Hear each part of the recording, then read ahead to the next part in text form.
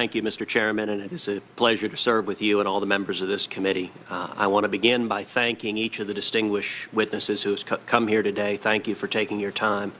In particular, I want to thank you, Captain Kelly, for your service to this country and for your wife's extraordinary journey for her coming here.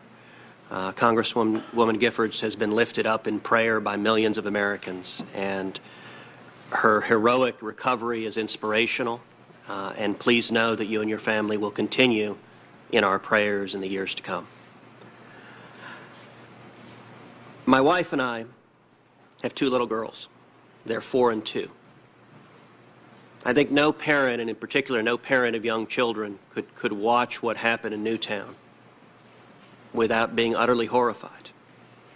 Utterly horrified at the depravity of a deranged criminal who would senselessly murder 20 young children at an elementary school. Unfortunately, in Washington, emotion, I think, often leads to bad policies. When a tragedy occurs, often this body rushes to act, and at times it seems the considerations of this body operate in a fact-free zone. I will suggest a philosophy that I think should guide this body in assessing gun violence. And then I would like to highlight and ask a few questions on a couple of points that I think are particularly salient to addressing this issue. The philosophy I would suggest makes sense is that we should be vigorous and unrelenting in working to prevent, to deter, and to punish violent criminals. I have spent a substantial portion of my professional life working in law enforcement. And the tragedies that are inflicted on innocent Americans every day by criminals are heartbreaking, and we need to do more to prevent them. At the same time, I think we should remain vigilant in protecting the constitutional rights of law-abiding citizens. And I think far too often the approaches that have been suggested by this Congress to the issue of gun violence restrict the liberties of law-abiding citizens rather than targeting the violent criminals that we should be targeting. And I would point out that I hope some of the passion we have seen from members of this committee with respect to the need to prevent violent crime will be reflected equally should we find ourselves in a judicial confirmation hearing with a judicial nominee who has a record of abusing the exclusionary rule to exclude evidence that results in a violent criminal walking free and being able to commit yet another crime. I hope we see exactly the same passion devoted to assessing whether judicial nominees will enforce our criminal laws and not frustrate the administration of justice. 3 points I think are particularly salient. The first is, in my judgment, the proposed assault weapons ban is a singularly ineffective piece of legislation. I was having a conversation recently with a loved one in my family who asked a very reasonable question. She said, "Why do regular people need machine guns?" And you know, one of the things that happens in this debate is the phrase assault weapons ban gets a lot of people really concerned, and they assume, much like the phrase military-style weapons, that we're talking about ordinary citizens running around with M16s and Uzis that are fully automatic. Fully automatic machine guns are already functionally illegal. Ordinary citizens cannot own them absent very, very heavy regulation. This entire discussion does not concern machine guns, and yet I would venture to say a large percentage of Americans do not understand that. I want to begin by talking about the assault weapons ban as it was enforced before, and I would ask for slide number 1. The assault weapons ban that used to be in effect, according to the Department of Justice, quote, failed to reduce the average number of victims per gun murder incident or multiple gunshot wound victims. Now, that is the assessment of the United States Department of Justice, and that is in 1994. That was the Janet Reno Department of Justice under President Clinton that said the assault weapons ban was singularly ineffective. If we could move to the second slide.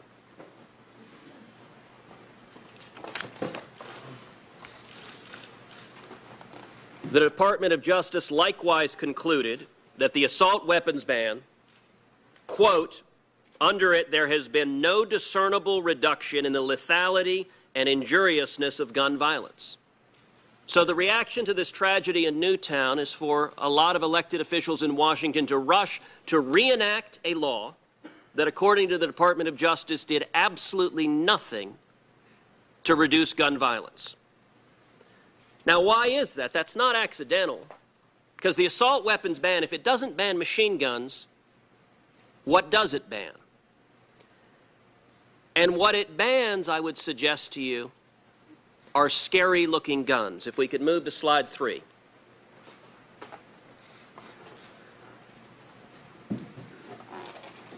This is a photograph of a Remington 750. It is one of the most popular hunting rifles in America. This rifle would be entirely legal under this so-called assault weapons ban. Now, I have a question for you, Mr. LaPierre. Functionally, in terms of the operation of this firearm, this is a semi-automatic firearm. You pull the trigger once, one bullet comes out. Is the operational firing mechanism in this firearm materially different from the so-called assault weapons ban that this bill is targeted at? No, it's not. Now, what the assault weapons ban instead targets are cosmetic features. So, for example, I am holding in my hand a pistol grip. Under this proposed legislation, if this piece of plastic, this pistol grip, were attached to this rifle, it would suddenly become a banned assault weapon. Now, I would ask you, Mr. LaPierre, are you aware of any evidence to suggest that attaching a piece of plastic to this rifle would make it in any way whatsoever even slightly more dangerous? No, that's the problem with the whole bill that Senator Feinstein introduced is it's based on falsehoods to people that do not understand firearms, to convince them that the performance characteristics of guns that they are trying to ban through that bill are different than the performance characteristics that they're not trying to ban. They make bigger holes. They're rapid fire. They spray bullets. They're more powerful. They're heavy armor. All of that is simply not true. I mean, the AR-15 that people uses a 223, and I hear that in the media all the time, and people say, well, no deer hunter would use something that powerful.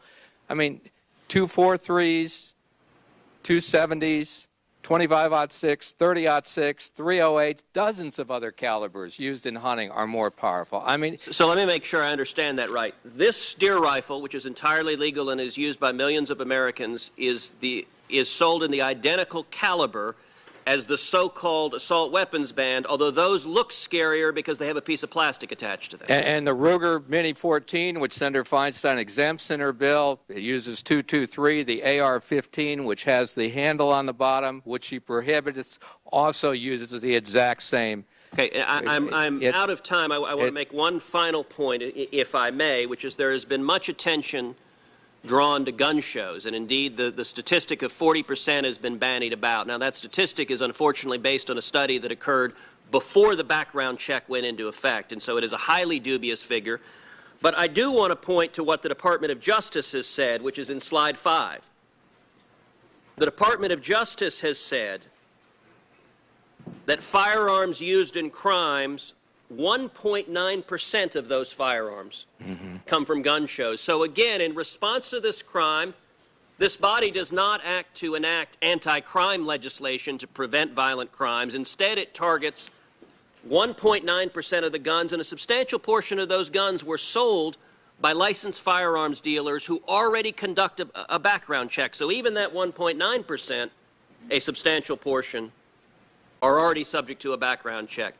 I would ask, Mr. Chairman, if we have a second round, I would like to additionally get into the effectiveness or lack thereof of gun control. I'm going to leave the record open for questions. I think because of the Senate schedule this afternoon, we probably would not have a second round. So, but I will leave the record open so the senator and I have further questions. I won't have time either, but so I can submit my questions. Senator Franken.